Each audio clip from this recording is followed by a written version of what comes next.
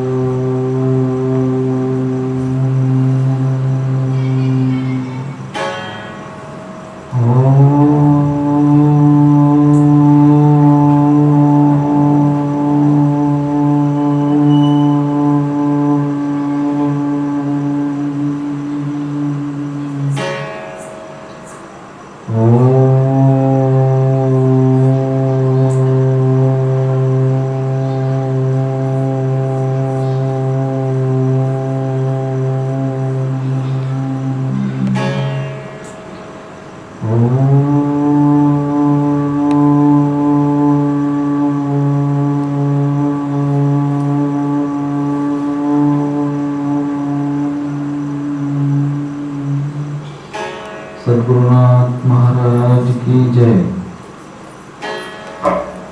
कल के दिन हमने देखा है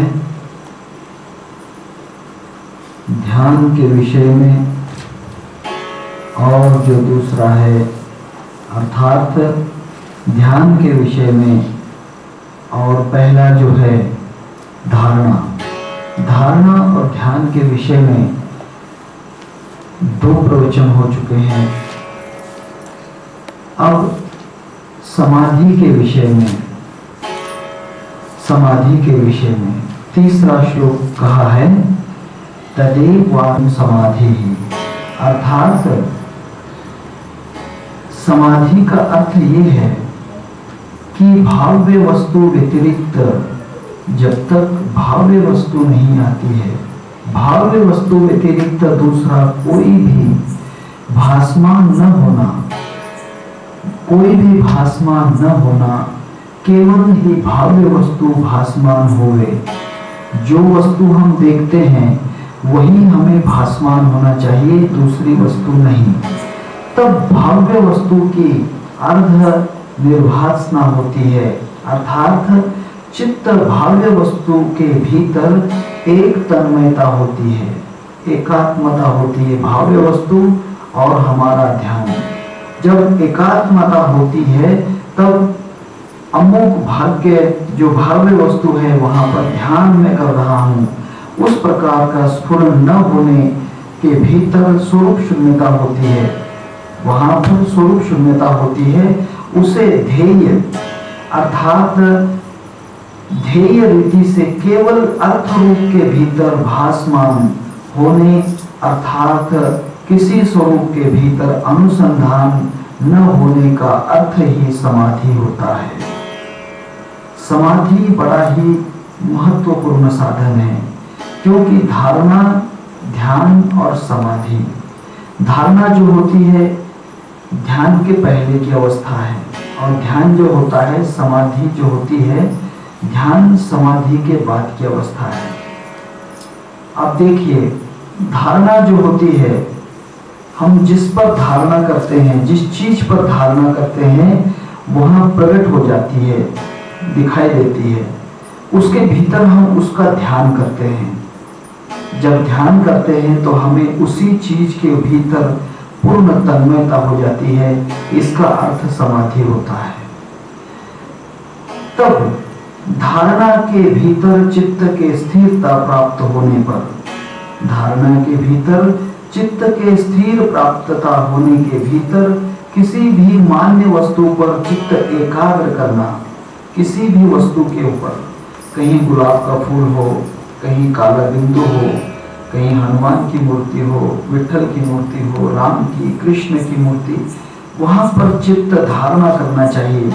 चित्त एकाग्र करने से ध्यान का स्वरूप वहां पर हमें प्राप्त होता है। अर्थात धारणा करने से वहां पर चित्त एकाग्रता प्राप्त होता है और उसके ध्यान की पक्वा अवस्था ही समाधि होती है।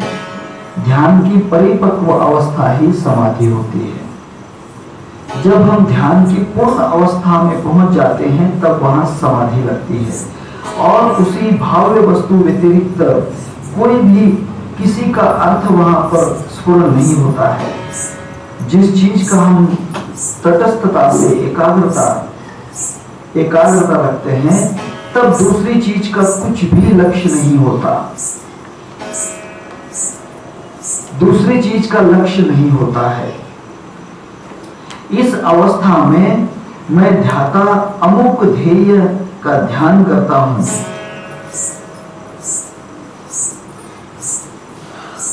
मैं ध्याता अमुक ध्येय का ध्यान करता हूं, उसका अनुसंधान भी नहीं रहता है,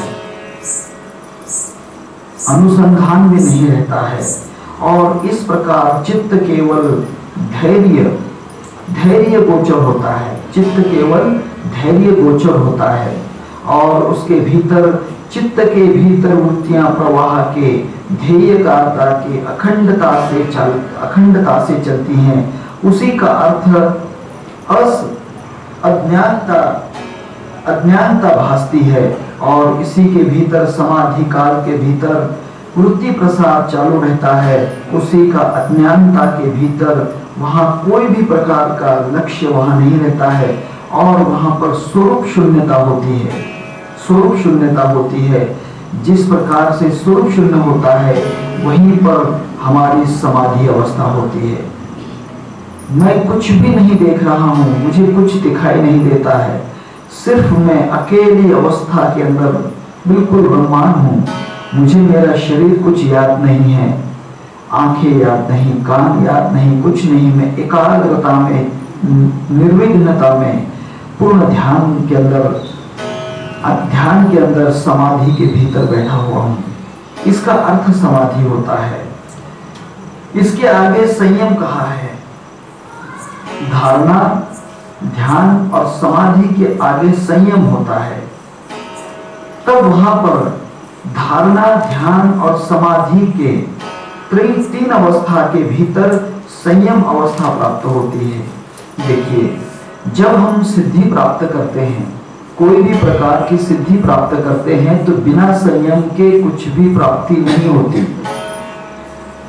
धारणा, ध्यान और समाधि के भीतर संयम रखना चाहिए। अगर हम कागज के ऊपर देख रहे हैं तब कागज पर हमारा लक्ष्य एकाग्रता से होना चाहिए, अर्थात हमारा लक्ष्य संयम जो है कागज के ऊपर, कागज के बाहर संयम नहीं जाना चाहिए। हमारा लक्ष्य होता है कागज के बाहर संयम नहीं जाना चाहिए। अब हमारा संयम वहां पर एकाग्रता, जब वहां पर एकाग्रता से रहता है, एकाग्रता से रहता है तब वहां पर संयम अवस्था प्राप्त होती है। और इसी प्रकार ध्यान की पक्वा अवस्था समाधि होती है। इसके भीतर धारणा स्वतंत्रता से किसी भी अंतर या किसी बाह्य या किसी प्रकार के अवस्था के भीतर धारणा, वहां पर ध्यान समाधि सिद्ध होती है, वहां पर अखंड एकाग्रता हो जाती है। इसी प्रकार तीन अवस्था के भीतर वहां पर संयम अवस्था प्राप्त होती है, धारणा, ध्यान और फिर समाधि। समाधि के भीतर संयम अवस्था प्राप्त होती है और यह बहुत बड़ा यौगिक साधना का मार्ग है। अगर मैं कागज के ऊपर ध्यान दे रहा हूं तो मेरा संयम है कि इस कागज के बाहर किसी चीज का ध्यान नहीं करना चाहिए। इस कागज के भीतर संयम है, कागज के भीतर संयम होगा, किसी चीज के बाहर दूसरी तरफ लक्ष्य नहीं जाना चाहिए, एकाग्रता से संयम होना चाहिए। और इसी का अर्थ संयम होता है। स्वतंत्र सूत्र से संयम का अर्थ ये होता है कि प्रयोजन इसका दूसरा कुछ नहीं है। इसका अर्थ होता है धारणा, ध्यान, समाधि के भीतर संयम सिद्धि होती है, संयम अवस्था। जिस चीज पर संयम करोगे, संयम करोगे, उसी प्रकार आपको सिद्धि प्राप्त हो जाएगी। जिस प्रकार किसी प्रकार के अनंत प्रकार के संयम होते हैं, जिस चीज पर संयम करोगे, धारणा, ध्यान, समाधि के भीतर संयम रखना चाहिए। उस समाधि के भीतर जब संयम होता है तब वहां पर सिद्धि प्राप्त होती है। जब हमें धारणा, ध्यान, समाधि के भीतर संयम प्राप्त होता है तब वहां पर सिद्धि प्राप्त होती है। सबसे बेहतर क्या होता है? संयम। और आप बिना समाधि के संयम नहीं कर सकते, बिना समाधि के कोई संयम नहीं कर सकता। समाधि के भीतर ही संयम प्राप्ति होती है। और इसलिए कहा है कि वहां पर जब अनंत प्रकार की धारणा, ध्यान, समाधि के भीतर संयम अवस्था प्राप्त होती है तब उसका अर्थ भुवन ज्ञानम सूर्य संयमा, तब यहाँ पर समस्त त्रिभुवन का ज्ञान वहां पर प्राप्त होते रहता है। समस्त चीजें आप संयम के भीतर सब चीजों को अपने आप प्राप्त कर सकते हो। तब संयम हमारे किसी एकत्र स्थान पर, जब धारणा, ध्यान, समाधि के भीतर संयम होता है, संयम कोई अलग अवस्था नहीं है, संयम कोई अलग अवस्था नहीं है। जब तीनों अवस्थाएं इकट्ठी आती हैं तब संयम होता है। बिना संयम के कुछ भी धारणा, ध्यान, समाधि का कुछ भी अर्थ नहीं होता है। इसीलिए संयम तीनों अवस्थाओं के एकत्र होने से सूत्र के भीतर वहां पर संयम अवस्था का यहाँ पर सूत्र उपयोग में आता है। संयम दूसरी कुछ बात नहीं है। धारणा, ध्यान, समाधि का अर्थ ही संयम पूर्ण है, संयमता। जब तक हम डिसिप्लिन, डिसिप्लिन का मतलब संयम पालना, डिसिप्लिन जब तक हम नहीं मानते तब तक हमारा संयम नहीं रहता है। और डिसिप्लिन सबसे बड़ा साधना का सबसे बड़ा अंग है। और इसी कारण उन्होंने कहा है 5वें श्लोक में, तज्जयात प्रज्ञा लोकाः। क्या बोला है? तज्जयात प्रज्ञा लोकाः। इसी का अर्थ ये कहा है कि वस्तु मात्र में प्रकर्ष से विशेष प्रकार से ज्ञान वहां पर होता है, जिसका अर्थ प्रज्ञा होती है। प्रज्ञा का अर्थ वहां पर हमें ज्ञान होता है। और संयम का वहां पर जब हमें उसी प्रकार संयम करते हैं, उसी का अर्थ वहां पर आलोक होता है, उसका उदय होता है। जब हम किसी चीज के ऊपर, अब देखिए कागज के ऊपर संयम रखने से आपको वहां पर प्रज्ञा हो जाएगी। वहां पर प्रज्ञा निर्माण हो जाएगी। कागज किस प्रकार से कागज बना है? सफेद कागज है। इस कागज का किस प्रकार कागज नोट है या किस प्रकार का कागज है, इसका जब हम ज्ञान प्राप्त करेंगे, प्रज्ञा उसे कहते हैं। संयम के भीतर प्रज्ञा की निर्मिति होती है। संयम के भीतर प्रज्ञा की निर्मिति होती है। और इसके भीतर 6वें श्लोक में कहा है, तस्य भूमिषु विनियोगाः, तस्य भूमिषु विनियोगाः, अर्थात प्रज्ञा के उदय से विनियोग के वहां पर भूमियां प्राप्त होती हैं। भूमि का वहां पर जो भी हमें प्रज्ञा होती है, प्रज्ञा के भीतर भूमिका प्राप्त होती है। जब हम किसी चीज पर, अगर मैं किताब का अर्थ करता हूं तो किताब है, परंतु किताब कौन सी है? ये मराठी की किताब है, क्या हिंदी की किताब है, क्या अंग्रेजी की है या उर्दू की है? इस किताब फिर ठीक है, कोई स्कूल की किताब है, कोई धर्म की किताब है, अलग अलग प्रकार की किताब, कौन सी प्रकार की किताब है? इसका अर्थ यहाँ पर वहां पर अलग अलग भाव प्रकट होते हैं। और उसी का अर्थ प्रज्ञा के उदय से विनियोग, तो वहां पर अनंत प्रकार की भूमियां प्रकट होती हैं। और उसी के भीतर किसी प्रकार का संयम पक्व अवस्था में, अगर हमारा संयम पक्व अवस्था में होता है, तब स्वाभाविक ही अनेक प्रकार की सिद्धियां वहां पर योगी के लिए प्रकट हो जाती हैं। योगी के लिए समस्त प्रकार की सिद्धियां प्राप्त हो सकती हैं, परंतु एक प्रकार का संयम करोगे तो एक ही सिद्धि प्राप्त होगी। एक प्रकार के संयम से एक ही प्रकार की सिद्धि प्राप्त होगी। ऐसा नहीं कि इस संयम से दूसरी सिद्धि प्राप्त होगी और उससे दूसरी सिद्धि, ऐसा नहीं है। आपने जो संयम किया है उसी प्रकार की प्रज्ञा होगी। प्रज्ञा के भीतर समस्त प्रकार की भूमि, जो जिस प्रकार का विचार करेंगे वहां पर फिर सिद्धियां प्राप्त हो जाएंगी और अनंत प्रकार की सिद्धियां वहां पर प्रकट होती हैं। और इसलिए उन्होंने कहा है, किसी प्रकार के योग के प्रत्यक्ष अनुभव सिद्ध होने वाले का शास्त्र कहा है। प्रत्यक्ष अनुभव वाले शास्त्र, बिल्कुल यहाँ पर यह जो शास्त्र है पातंजल योग दर्शन शास्त्र, इसमें कुछ भी मनमानी बात लिखी नहीं है। जो अनुभव में आया है वही लिखा है, जो अनुभव में आया है वही लिखा है। इस किताब में कुछ भी बात बिना अनुभव के लिखते नहीं है। इस किताब में यह कहा है, जब हम प्रत्यक्ष अनुभव में सिद्ध होते हैं, अर्थात प्रत्यक्ष का शास्त्र, अर्थात शास्त्र अनुसार अमुक वस्तु का अमुक परिणाम वहां पर प्राप्त होता है। जो वस्तु करते हैं, जिस साधना के अंदर अगर हम साधना प्राप्त करते हैं, उस साधना से क्या प्राप्त होता है, तब वहां की सिद्धता का अनुभव लिखा है। तब वहां की सिद्धता का अनुभव लिखा है। और इसी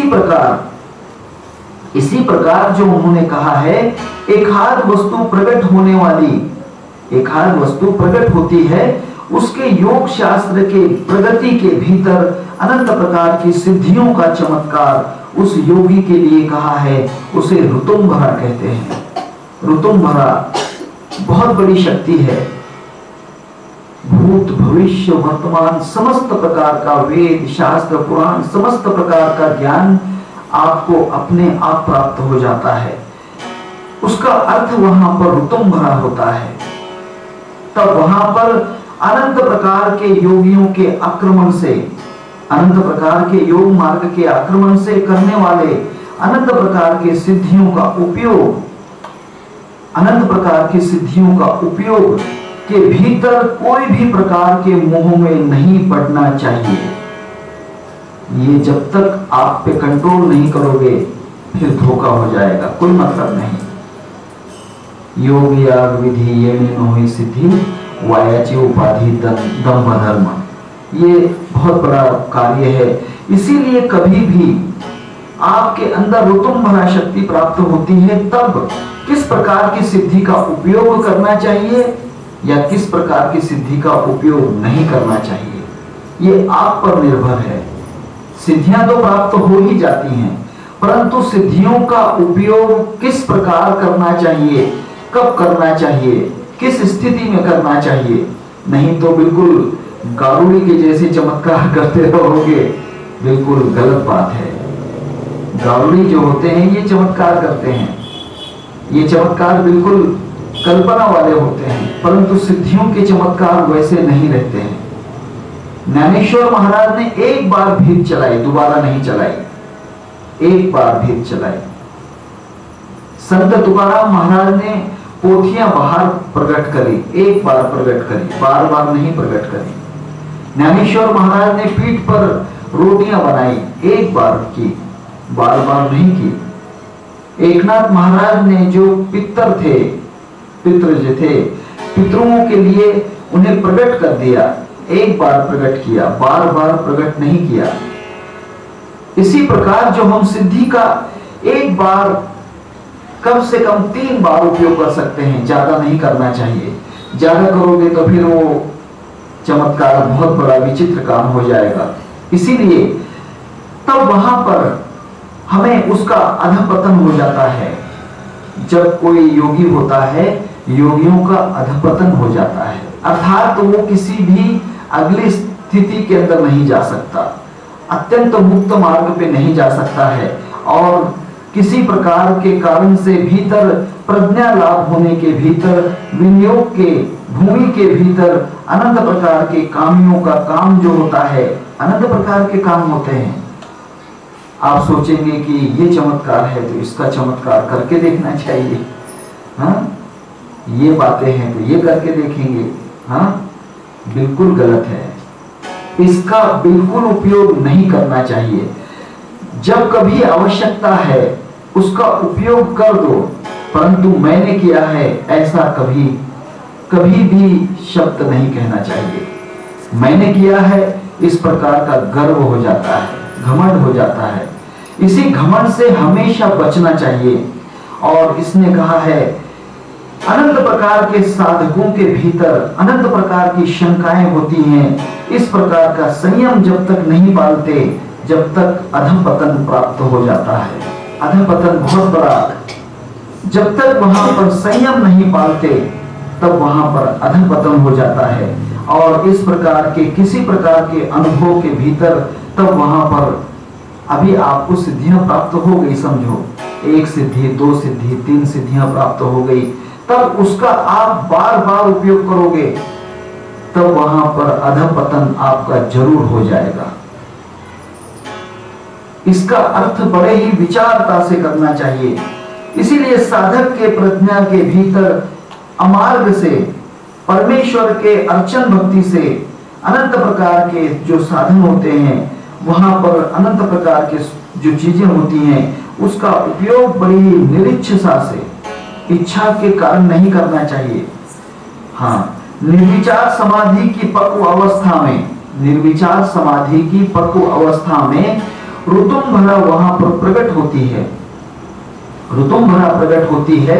उसके उदय होने पर वहां पर अनंत प्रकार के कार्य वहां पर होते हैं। तब हमने इसका अर्थ कहते रहना चाहिए कि मुझे वेदों का ज्ञान हो गया, मुझे कोई उत्तर देगा क्या, ऐसे नहीं कहना चाहिए। हाँ, मैं इसका ज्ञान जानता हूं, मैं ये जानता हूं, मैं वो जानता हूं, बिल्कुल नहीं करना चाहिए। इसका बिल्कुल शांतता से और बिल्कुल शुद्धता से बातों का अच्छी तरह से मनन करना चाहिए। इस प्रकार संप्रदाय समाधि के भीतर सानंद और सास्मित समाधियां, अनंत प्रकार के उपाय प्रत्यय, वहां पर असंप्रदाय समाधि की अनंत 3 भूमिकाएं वहां पर प्राप्त होती हैं। और जब वहां पर क्या होता है, जैसे छोटा बच्चा होता है, छोटा बच्चा, उसके गर्भ से छोटा बच्चा उपकारक, वहां पर देखिए छोटा बच्चा किसी मां के गर्भ से बालक का जन्म हुआ, तब वहां पर उसके लिए दूध की व्यवस्था पहले ही कर देता है भगवान। भगवान उसके दूध की व्यवस्था पहले ही कर देता है। तब उसके लिए कहा है कि मातृस्थान के वहां पर अपने आप भगवान ये कार्य कर देता है। इसीलिए ऋतुम्भरा का जो कार्य होता है उसे बार बार नहीं करना चाहिए, बार बार उसके उपयोग नहीं करना चाहिए। प्रज्ञा के भीतर साधकों का अति सूक्ष्म मार्ग के ऊपर आरूढ़ होना चाहिए, बिल्कुल सूक्ष्म मार्ग से। और इसीलिए उन्होंने कहा है, इसका उद्देश्य है कि शास्त्र और गुरु इसके मार्गदर्शन के भीतर सामान्य प्रज्ञा के अंदर अनंत प्रकार के भूमिका के साधन वहां पर जा सकता है, साधक पहुंच सकता है, जो होता है शास्त्र और गुरु के तंत्र से, गुरु के साधना से अनंत प्रकार की शक्तियां प्राप्त कर सकता है, अनंत प्रकार की शक्तियां प्राप्त कर सकता है। परंतु वहां पर अगली भूमिका के भीतर वहां पर अपने स्वतः के विशेष प्रज्ञा के भीतर मन में विचार करते रहना चाहिए कि मैं इसका उपयोग करूं या न करूं, किसी भी चीज का उपयोग करना चाहिए या नहीं करना चाहिए। हाँ, पहले तोलो फिर बोलो, बिना बिल्कुल उपयोग नहीं करना चाहिए। इसके आगे उन्होंने कहा है, त्रयमंतरंग पूर्वेभ्यः 7वें श्लोक में। 8वें श्लोक में कहा है, तदपि बहिरंगाः निर्बीजस्य।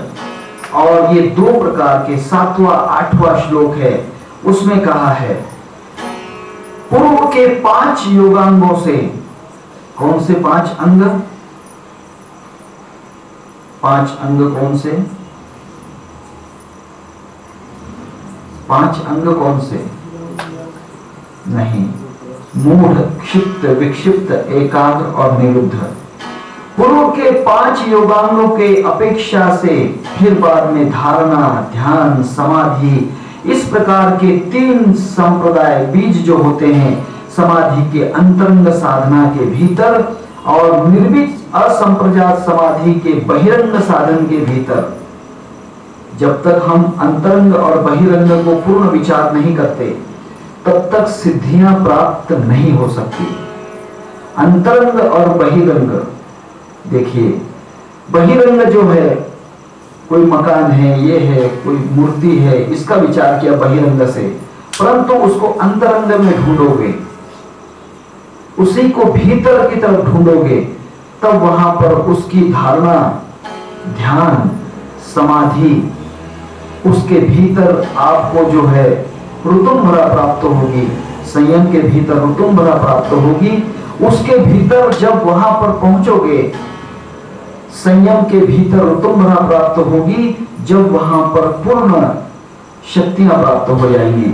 और इसी कारण से यम, नियम, आसन, प्राणायाम, प्रत्याहार और ध्यान प्रकार की जो अंग हैं, उसका अंतरंग बहिरंग प्रकार की धारणा, ध्यान, समाधि, तीनों के अनुष्ठान के भीतर, समाधि के अनुष्ठान और वस्तु स्थिति के भीतर 3 सभी समाधियां, अंतरंग साधना, उसका धीरे धीरे अभ्यास करते रहना चाहिए। उसकी निर्बीज समाधि के भीतर, निर्बीज समाधि के भीतर प्रयोजन वहां पर नहीं रहता है, वहां पर इसका कोई आवश्यकता नहीं। तब वहां पर क्या होता है, प्रज्ञा के बल पर निर्बीज समाधि की कोई आवश्यकता नहीं रहती है। वहां लगने के आगे जब ऋतुम्भरा जब प्राप्त होगी, तब वहां पर निर्बीज समाधि की आवश्यकता नहीं रहती है। तब वहां पर प्रज्ञा जो होती है, प्रज्ञा के बल पर तीनों का उपशम होता है और वहां पर निर्बीज समाधि साध्य वहां पर हो जाती है। उसके भीतर धारणा का त्रय सबीज समाधि के अंतरंग साधन से निर्बीज असंप्रजात समाधि के त्रय बहिरंग साधन होते हैं। वहां पर क्या होता है, अंतरंग और बहिरंग। अंतर के भीतर जब वहां पर विभूतियां, जब वहां पर तीसरे पद के भीतर, संयम के भीतर विभूतियां, अनेक प्रकार की विभूतियां प्राप्त होने लगती हैं और उस प्रकार की विभूतियां जो होती हैं, प्रथम जो विभूति है त्रिकाल ज्ञान विभूतियां यहां से शुरू हैं। पहले क्या कहा, धारणा, ध्यान, समाधि, संयम और फिर ऋतुम्भरा। इसके भीतर जब आप साधना में प्रवेश करोगे तब आपको त्रिकाल ज्ञान प्राप्त हो जाएगा। त्रिकाल ज्ञान किस प्रकार से होता है, यह पहले, अब देखिए, आप ये साधना कर सकते होंगे तो ठीक है, ये नहीं चाहते तो दूसरी साधना कर सकते हो। त्रिकाल ज्ञान की साधना नहीं कर सकते तो बिल्कुल कोई बड़ी बात नहीं है। हाँ? आपकी इच्छा है, ऐसा अर्थ ये नहीं कि त्रिकाल ज्ञान प्रथम कहा है तो यही करना चाहिए, ऐसा अर्थ नहीं है। जो भी आप साधना में चाहते हो, जो भी साधना आप चाहते हो, उसी साधना में आप प्रवेश होकर धारणा, ध्यान, समाधि के भीतर जब संयम के भीतर तुम भरा जब जागृत होती है, तब वहां पर त्रिकाल ज्ञान होता है। अनंत प्रकार की अवस्थाएं होती हैं। जैसे जैसे आप शरीर के अलग अलग अंगों के ऊपर लक्ष्य करोगे, तब वहां पर अलग अलग समाधि, अलग अलग प्रकार की साधनाएं होंगी। 9वें श्लोक में उसने कहा है, वित्थान निरोध संस्कार, संस्कार योर भी भव प्रादुर्भाव, निरोध क्षण चित्तान्वयो, निरोध परिणामः। अर्थात ये त्रिकाल ज्ञान का किस प्रकार का ज्ञान होता है। चित्त विषयाकार होने से वित्थान, चित्त के विषयाभिमुख उसकी वहां पर लगन लगती है। वित्थान संस्कार, बार बार उसको देखिए, एक बार मैं ध्यान में बैठा हूं, फिर ऐसा लगता है कि ध्यान टूट गया, फिर ऐसा लगता है कि फिर ध्यान में बैठा हूं, फिर ध्यान टूट गया, ऐसा बार बार आपको लगता है। हाँ, ये बात ख्याल करते हैं, बार बार आपका ध्यान लगता है, बार बार ध्यान टूटता है। इसका अर्थ बहुत अच्छी अवस्था में आप जाओगे, बार बार ध्यान, उसके धीरे धीरे जब पहुंचोगे, तब वहां पर वित्थान संस्कार, उसके उलट प्रवृत्तियों का उपशम करने के भीतर निरोध और निवृत्तिक अवस्था के भीतर सत्व संपन्नता की ओर निरोध संस्कार है। निरोध संस्कार के भीतर धीरे धीरे, अब अगर आपकी समाधि लगती है तो समाधि के भीतर समाधि टूट गई, फिर ध्यान में बैठे हैं, फिर समाधि आधे घंटे के बाद टूट गई, फिर समाधि में बैठे, बार बार बैठते हैं, बार बार बैठते हैं, फिर धीरे धीरे समाधि आधे घंटे से 1 घंटा, 1 घंटे से 1.5 घंटा, 1.5 घंटे से 2 घंटे, 3 घंटे, 4 घंटे, 5 घंटे, कभी कभी आपको 3-3 दिन, 6-6 दिन, 7-7 दिन तक समाधि लग सकती है। इस बात का एक लक्ष्य रखना, जब भी आप समाधि में बैठ गए हो, उस वक्त किसी को कहना नहीं कि मुझे जागरूक कर दो, मुझे जगा देना, बिल्कुल नहीं कहना चाहिए। जगा देना ये नहीं कहना चाहिए, क्योंकि आपकी साधन अवस्था टूट सकती है। जब अखंड पूर्ण समाधि लग जाएगी, तब आपको अपने आप ध्यान में आप जागरूक हो जाओगे। आपकी समाधि अत्यंत अवस्था के अंदर जाएगी, पूर्ण अवस्था के अंदर, तब आपको निरोध संस्कार हो जाता है। वित्थान संस्कारों का अभिभव, वित्थान संस्कार वहां पर नहीं रहते। जब आप 7 दिन तक, 11 दिन तक, कभी कभी 1 महीना, कभी 6 महीने, कभी साल भर तक, एक बात ख्याल करना, हाँ, भगवान की लगन लगी तो फिर लगन लगती है। आपको भूख नहीं लगेगी, प्यास नहीं लगेगी, कुछ नहीं होगा, कुछ भी प्रकार की भूख प्यास की कुछ भी आवश्यकता नहीं रहेगी। अर्थात जो भी समाधि के अंदर वित्थान संस्कारों का अभिभव, उसकी दुर्बल होते जाते हैं और निरोध संस्कार प्रकट होते जाते हैं। निरोध संस्कार प्रकट होते चले जाते हैं और उसके भीतर निरोध क्षण के चित्त का अन्वय होने से चित्त के निरोध अवस्था के भीतर क्षण जो होता है, क्षण वहां पर अवस्था प्राप्त होती है, उसका निरोध परिणाम होता है।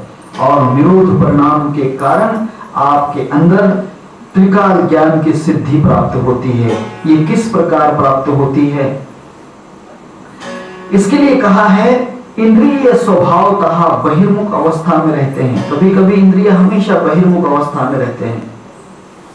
खाना पीना, चलना उठना बैठना सब कुछ परंतु अंतर्मुख अवस्था में बड़ी मुश्किल से आते हैं। तब वहां पर किसी हमेशा के विषयों के भीतर मनुष्य दौड़ता रहता है, परंतु इंद्रियों की विषय परायणता अर्थात वित्थान अवस्था होती है। इंद्रियों की विषय परायणता अर्थात वित्थान अवस्था होती है। ये वित्थान अवस्था मनुष्य जागृति के अंदर रहता है। जब निरोध अवस्था के मनुष्य जाता है तब बड़ी समाधि के धीरे धीरे बहुत बड़ी ताकत आ जाती है। और इस कारण से जो मनुष्य वारंवार विषय सेवन के अनंत प्रकार के कार्य करता रहता है, उसे संप्रज्ञात समाधि के चित्त के आलम्बन के भीतर विषय वहां पर प्राप्त होते हैं। और वहां पर निवृत्तिक असंप्रज्ञात समाधि के अपेक्षा से संप्रज्ञात समाधि और वित्थान के भीतर अनंत प्रकार के समाधि साधन, वित्थान के भीतर प्रकार के अनंत प्रकार के वहां पर जगत व्यवहार जब चलते हैं, संकोच और चलते रहते हैं, धीरे धीरे मनुष्य उसको हटा देता है। हटाने के बाद मनुष्य अभिभव जो अपनी क्रिया को अंदर की तरफ खींचता है, उसी प्रकार मानस प्रयत्न से शाश्वत समाधि पर्यंत मजल वहां पर पहुंच जाती है। कहां तक हो जाती है? शाश्वत समाधि संप्रज्ञात समाधि का चौथा अंग है। पहले कौन सी समाधियां कही थी? सवितर्क समाधि, सविचार समाधि, सानंद समाधि और फिर शाश्वत समाधि। शाश्वत समाधि के भीतर अपनी मजल पहुंचाता है और मानस प्रयत्न से अत्यंत वहां पर अस्मित अवस्था में पहुंच जाता है। अहम ब्रह्मास्मि, अहम ब्रह्मास्मि, ऐसी अवस्था में पहुंचता है। उसके भीतर वहां पर महतत्व के भीतर अनंत प्रकार के निर्वृत्तिक वहां पर उसका अभ्यास रहता है। अर्थात सिर्फ मैं हूं, दूसरी कुछ भी विषय वहां पर याद नहीं रहते। और वहां पर क्या होता है? वहां पर सिर्फ मैं हूं, दूसरी कुछ भी अवस्था नहीं रहती है। अहम ब्रह्मास्मि, अहम ब्रह्मास्मि ये शब्द कहते हैं, परंतु अहम ब्रह्मास्मि नहीं रहता है। ऐसा लगता है कि सिर्फ मैं हूं, सिर्फ मैं हूं। इसको शाश्वत अवस्था कहते हैं। और शाश्वत समाधि के भीतर चित्त निवृत्तिक वहां पर अवस्था रहती है। कोई भी प्रकार की वृत्तियां रहती ही नहीं। और निवृत्तिक अवस्था के भीतर निरोध पूर्वक असंप्रज्ञात समाधि होती है। ये शाश्वत समाधि से असंप्रज्ञात समाधि, और वहां पर समाधि के अभ्यास से धीरे धीरे वहां पर जो संप्रज्ञात समाधि के भीतर वित्थान अवस्था के भीतर अनंत प्रकार के संस्कारों का अभिभव होता है। और उसी के कारण धीरे धीरे अपनी अवस्था बढ़ते रहती है, अपनी अवस्था बढ़ते रहती है। संस्कारों के अभिभव के भीतर संस्कार इतने बलहीन हो जाते हैं, जो संस्कार चलना फिरना बैठना उठना खाना जो कुछ क्रियाएं हैं, उस संस्कारों को धीरे धीरे कार्य उत्पन्न करने की असमर्थता होती है। अब कहते हैं कि भूख नहीं लगती। दिलीप ने एक बार कहा था मुझे, महाराज मैं इतना भोजन करता था, इतना भोजन करता था, अब तो भूख लगती ही नहीं। हाँ? तो अभी वो उसकी साधना में है, इसलिए मैं उसे बुला नहीं सकता हूं, अभी वो साधना में है बेचारा। परंतु उसने कहा था, मेरे ख्याल से 20-25 दिन पहले कहा था उसने, कि मुझे भूख लगती ही नहीं। ऐसा लगता है कि 3 दिन 4 दिन भूखा भी रहे तो कोई परवाह नहीं, भूख लगती ही नहीं। इसका अर्थ ये जो है बहुत अच्छी साधना है, बहुत अच्छी साधना के अंदर फिर धीरे धीरे वहां पर उसको असमर्थता के भीतर नाश मात्र हो जाते हैं और अनंत प्रकार के संस्कारों का प्रादुर्भाव अधिक अधिक फिर वहां पर उसको संस्कार जो होते हैं धीरे धीरे उसको हटाते रहता है। प्रस्तुत चित्त के भीतर निरोध अवस्था परिणाम उसके भीतर चित्त के मूढ़ क्षिप्त विक्षिप्त इन 3 प्रकार की व्यवहारकालीन भूमिकाओं को धीरे धीरे ये जो समस्त अवस्थाएं के ये अवस्था जो है उन्हें हटाती रहती है। संप्रज्ञात समाधि के भीतर एकाग्रता भूमिका पर 3 भूमिकाओं की अपेक्षा से वृत्ति का निरोध होते रहता है। और उसी प्रकार चित्त के अवलंबन के कारण निर्भीत समाधि के भीतर वहां पर वित्थान दशा में समाविष्ट हो जाता है। और इसी कारण अभ्यास के भीतर उत्साह धीरे धीरे बढ़ता रहता है।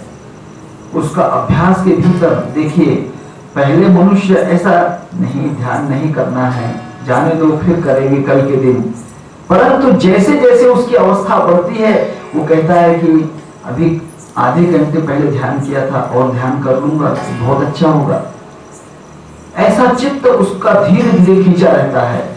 और इस कारण मूड क्षिप्त विक्षिप्त एकाग्र इस प्रकार की वित्थान दशाएं, वहां पर उसका संस्कार कुछ भी रहता नहीं है।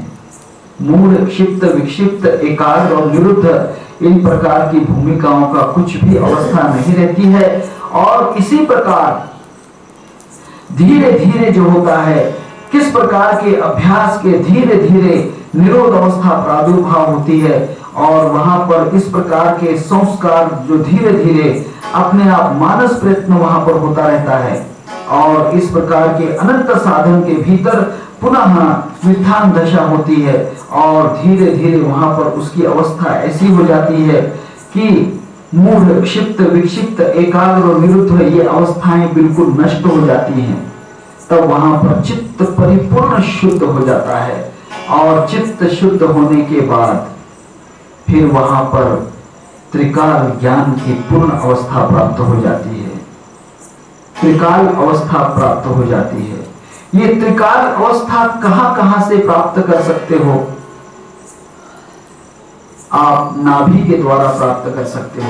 नाभि के ऊपर संयम, धारणा, ध्यान, समाधि, संयम और फिर आपको ऋतुंभरा शक्ति, ये 5 शक्तियां पूर्ण इस तरह से धीरे धीरे नाभि के ऊपर लक्ष्य दोगे।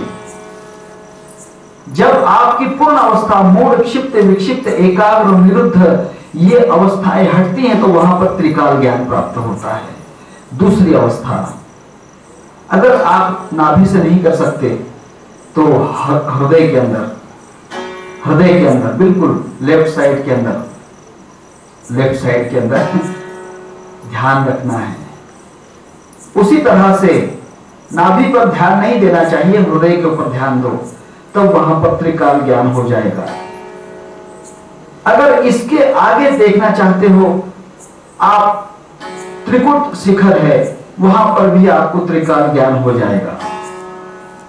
वहां पर भी त्रिकाल ज्ञान अपने आप हो सकता है। आप नाभि के ऊपर कर सकते हो, अपने हृदय के ऊपर कर सकते हो, अपना जो त्रिकुट स्थान है वहां पर कर सकते हो। 3 प्रकार के स्थान, 3 प्रकार की अवस्थाएं।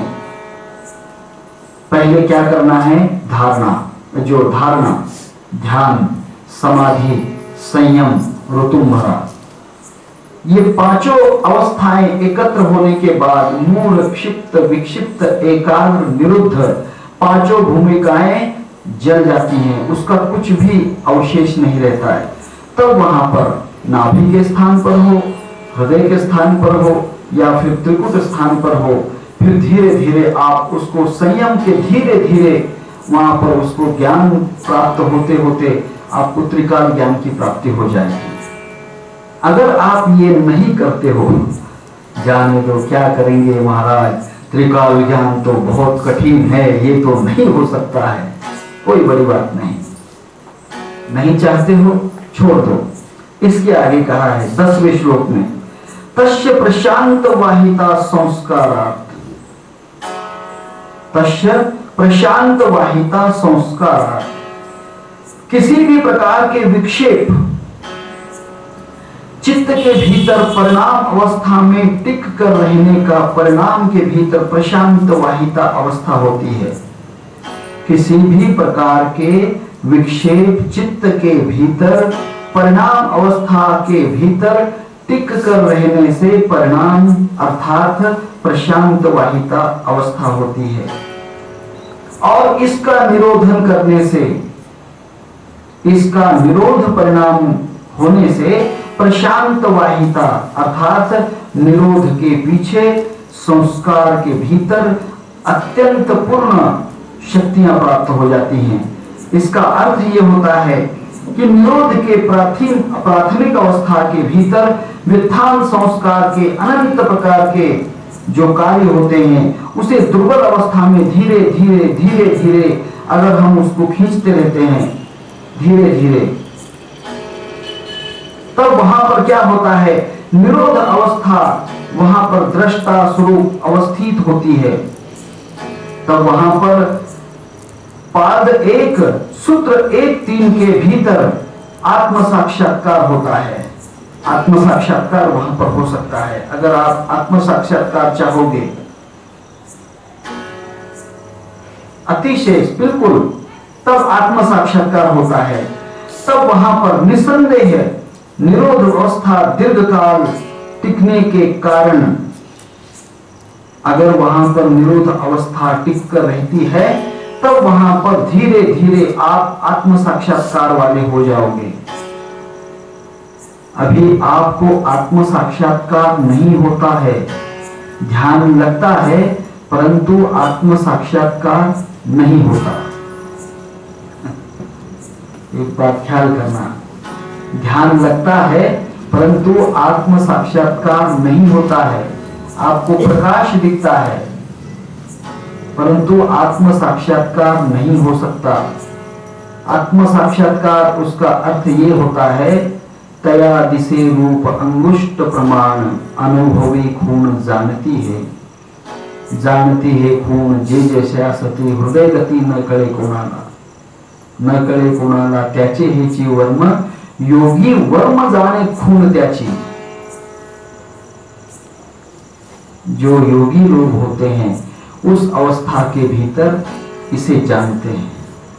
हमारा अवस्था के अंदर, चित्त के अंदर ऐसा लगता है कि दूसरा कुछ भी नहीं लगता है, एक प्रकाश, अंगुष्ठ मात्र प्रकाश रहता है। वहां प्रकाश कुछ भी नहीं, सिर्फ प्रकाश ही प्रकाश दिखता है, दूसरा कुछ नहीं लगता है। और वहां पर हमें आत्म साक्षात्कार अवस्था होती है। और इस अवस्था के अंदर आत्म साक्षात्कार, वहां पर अनंत प्रकार का जो आत्म साक्षात्कार निसंदेह होने वाला निरोध परिणाम प्रवाह अखंडित रहने के कारण, प्रशांत दीर्घकाल टिकने के कारण, प्रशांत अवस्था दीर्घकाल टिकने के कारण, जब वहां पर किसी ठिकान पर प्रशांत अवस्था, प्रशांत वाहिता अवस्था रहती है और उसी प्रशांत वाहिता अवस्था के भीतर व्युत्थान संस्कार प्रसंग के भीतर कभी कभी व्युत्थान अवस्था आप जागरूक हो जाते हो, परंतु ज्यादा जागरूक नहीं रहते। बिल्कुल धुन में धुन, अपनी धुन, पराई धुन, पाप न पुण्य, कुछ भी नहीं रहता है। अगर आप होश में भी हो तो अपने कुछ भी ख्याल नहीं रहता है। झिपरू अन्ना होश में थे परंतु अपना लक्ष्य उसी प्रकाश के ऊपर रहता था। झिपरू अन्ना का लक्ष्य वहीं पर, शिरडी के साईं बाबा का, गजानन महाराज का लक्ष्य वहीं पर रहता था, दूसरी चीज पर लक्ष्य नहीं। आप किसी से बातचीत करते होंगे, बातचीत तो आपका मुंह करेगा, आपका मुंह बातचीत करेगा, परंतु लक्ष्य वहीं पर रहेगा, दूसरी चीज पर नहीं। और यही अवस्था है। इसी कारण जो होता है, मनुष्य बात करते रहता है परंतु लक्ष्य वहीं पर रहता है, लक्ष्य दूसरी तरफ जाता ही नहीं। और इसी कारण निरोध संस्कार दुर्बल होते हैं और वहां पर पुनः व्युत्थान अवस्था प्राप्त होती रहती है।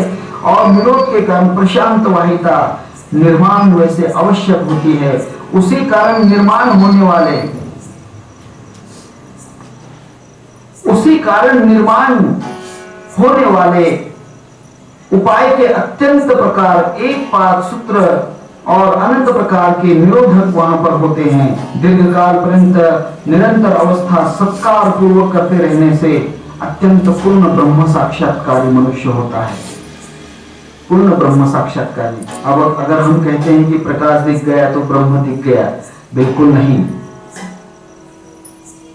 प्रकाश दिख गया तो ब्रह्म दिख गया, ऐसा बिल्कुल नहीं है। प्रकाश में ब्रह्म जो लगता है परंतु पूर्ण ब्रह्म नहीं रहता है। ये तो बहुत कठिन है, सबकी अवस्था में नहीं आएगी बात।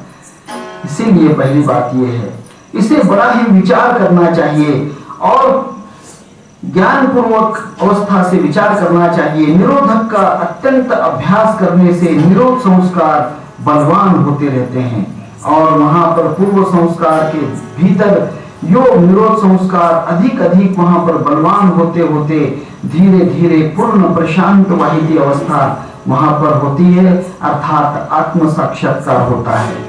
आत्म साक्षात्कार का जो अर्थ होता है, किस प्रकार का आत्म साक्षात्कार होता है, यहाँ बहुत अवस्था की बात है। और आहार आदि आवश्यक प्रकार के अनिंद्य कर्म का देखिए, अगर आपको आत्म साक्षात्कार हो गया तो वहां पर अनिंद्य बुरे कर्मों का त्याग करना चाहिए। प्राण रक्षणार्थ आहार का कर्म करते रहना चाहिए। आहार का कर्म उतना ही होना चाहिए, ज्यादा भोजन नहीं करना चाहिए। और तत्व जिज्ञासा से प्राणियों का रक्षण करते रहना चाहिए। अनंत प्रकार के किसी को दुख नहीं देना चाहिए।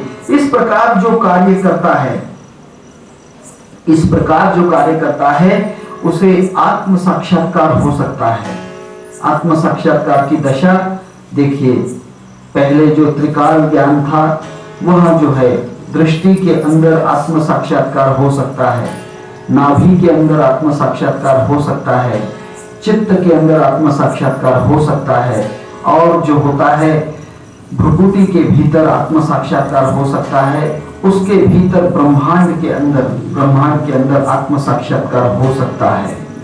और जैसे जैसे आप आत्म साक्षात्कारी पूर्ण रूपी हो जाओगे, तब आपका पूर्ण शरीर ब्रह्म साक्षात्कार के शरीर में प्राप्त हो जाएगा। आपको कहीं भी अगर स्पर्श किया तो आपको ऐसा लगेगा कि मैं अलग स्पर्शित हूं। मुझे ऐसा लगता है कि मेरा शरीर अलग कार्य कर रहा है, मेरा शरीर अलग है, मेरे शरीर के अंदर अलग प्रकार की शक्तियां आ रही हैं। और इस प्रकार ऐसा लगेगा कि कुछ भी प्रकार का स्पर्श करने से हम पीछे हटते हैं। बहुत से योगी लोग स्पर्श नहीं करने देते, पांव को स्पर्श नहीं करते, क्योंकि वहां पापियों का स्पर्श नहीं करते, पापियों का स्पर्श नहीं होता है। जब उसके पूर्ण शरीर आत्म साक्षात्कारी हो जाता है, तब किसी को अंगूठा भी, किसी को स्पर्श भी नहीं कर पाते, किसी की छांव भी अपने ऊपर नहीं आती है, किसी की छांव भी अपने ऊपर नहीं आ सकती। इस प्रकार वो पूर्ण ब्रह्मज्ञानी, पूर्ण स्वरूप हो जाता है। पूर्ण शरीर जो होता है ब्रह्मरूप हो जाता है। और ऐसे ही ब्रह्मनिष्ठ होते हैं। ब्रह्मनिष्ठ का अर्थ यह होता है कि पूर्ण ब्रह्म स्वरूप हो जाता है। और पूर्ण ब्रह्म स्वरूप होने से उसका पूर्ण ब्रह्मांड के अंदर पूर्ण कार्य चलता है। जब वो कहता है कि ब्रह्मा जी प्रकट हो जाए, तो प्रकट हो जाता है। ब्रह्मा जी के आप विचार करोगे तब कार्य है, तब वहां पर कार्य हो जाएगा। बंद कर दो, बंद कर दो, कैसेट बंद कर दो विष्णु, कैसेट बंद कर दो, कैसेट बंद कर लो। तब वहां पर ऐसा प्रकार होता है। किस प्रकार? धीरे धीरे हम शरीर को स्पर्श भी नहीं कराते। अपना शरीर जो होता है वहां कुछ भी स्पर्शित नहीं कराते। ऐसे पूर्ण आत्म साक्षात्कारी पुरुष जो होते हैं, ऐसे पूर्ण आत्म साक्षात्कारी पुरुषों का स्वभाव अलग हो जाता है। तब वो कहते हैं कि हटो हटो, कोई आवश्यकता नहीं, हटो, बिल्कुल दूर हो जाओ। वो बिल्कुल दूर रहना चाहते हैं, क्योंकि वहां पूर्ण आत्म साक्षात्कार होने से किसी को नजदीक नहीं आने देते। झिपरुअन्ना किसी को नजदीक नहीं आने देते थे। शिरडी के साईं बाबा, गजानन महाराज किसी को नजदीक नहीं आने देते थे, बिल्कुल दूर रहो। स्वामी समर्थ किसी को नजदीक नहीं आने देते थे। इसी कारण पूर्ण अवस्था के भीतर ये अवस्था होती है। तब बंद कर लो, बंद कर लो, कोई बात नहीं, ठीक है। तब इस प्रकार के जो कार्य हैं उसे अनंत प्रकार के लक्षणों का हमेशा ख्याल देना पड़ता है। जब हम जगत व्यवहार करते हैं तब आत्म साक्षात्कार वाला होने वाला जो पुरुष होता है वहां बड़े विचार के साथ जगत व्यवहार करता है। अगर नहीं तो वह कहता है कि नहीं रहना किसी के साथ, अकेले रहना है।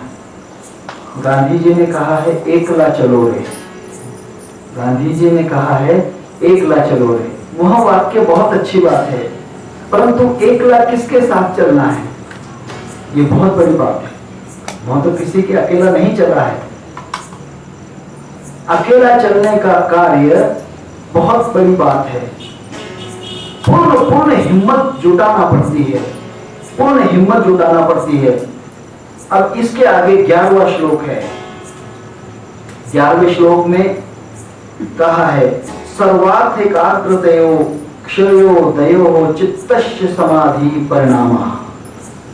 अर्थात चित्त सब प्रकार के अर्थों का, विषयों का, अर्थात चित्त सब प्रकार के अर्थ का, विषयों का उसके पीछे दौड़ता रहता है और उसके पीछे हमेशा आलम्बन के पीछे, स्थिर के पीछे धीरे धीरे एकाग्रता धारण करता है। उसी सर्वार्थता के क्षय होने से एकाग्रता उदय होती है। उस अवस्था को चित्त के भीतर समाधि परिणाम हो जाता है। अर्थात चंचलता रजोगुण का स्वभाव है। रजोगुण का स्वभाव चंचल होता है और उसी व्यवहार के भीतर आसक्त रहने से रजोगुण के इतरस्तः अनंत प्रकार के कार्य ग्रहण होते रहते हैं और उसकी सर्वार्थता रहती है। और चांचल्य और स्थिरता से धीरे धीरे मनुष्य आलम्बन देते देते फिर प्रयत्न करते करते ध्यान अवस्था में पहुंचता है। उसी ध्यान अवस्था के अभ्यास दृढ़ होने पर, ध्यान अवस्था के अभ्यास के दृढ़ होने पर चित्त की परमार्थ के भीतर की दौड़ वहां पर बंद होती है।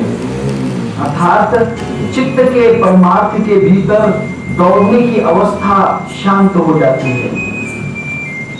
क्या होता है, जब तक मनुष्य दौड़ता है, कब तक दौड़ता है मनुष्य, जब तक पाया नहीं।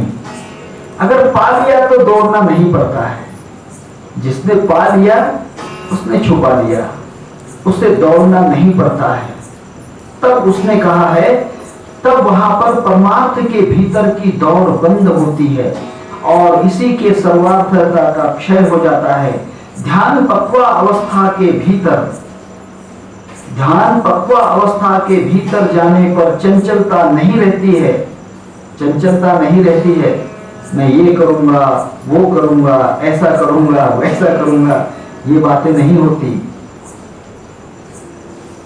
ये बातें होती ही नहीं है और वहां पर ध्यानार्थ आलम्बन दिए जाते हैं। ध्यान के भीतर आलम्बन कुछ नहीं, कुछ प्रकार का विषय नहीं, फक्त ध्यान, कुछ भी विषय नहीं होता है।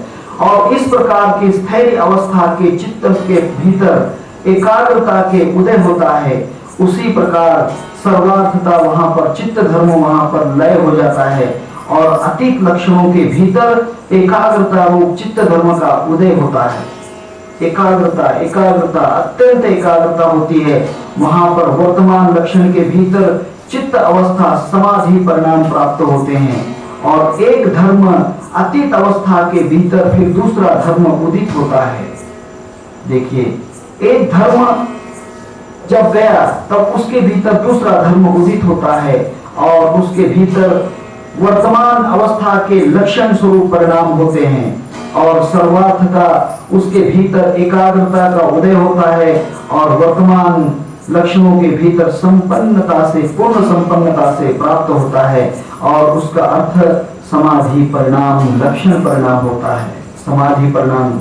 इसीलिए निरोध परिणाम और समाधि परिणाम, निरोध परिणाम और समाधि परिणाम, इस दोनों का अंग स्वरूप का विचार करते समय धर्म परिणाम और लक्षण परिणाम, इन दोनों के विचारों की सूचिता होती है, दोनों विचारों की सूचिता होती है। इसका अर्थ एकाग्रत परिणाम से स्वरूप और उसके भीतर अव्यवस्थित परिणाम से अनंत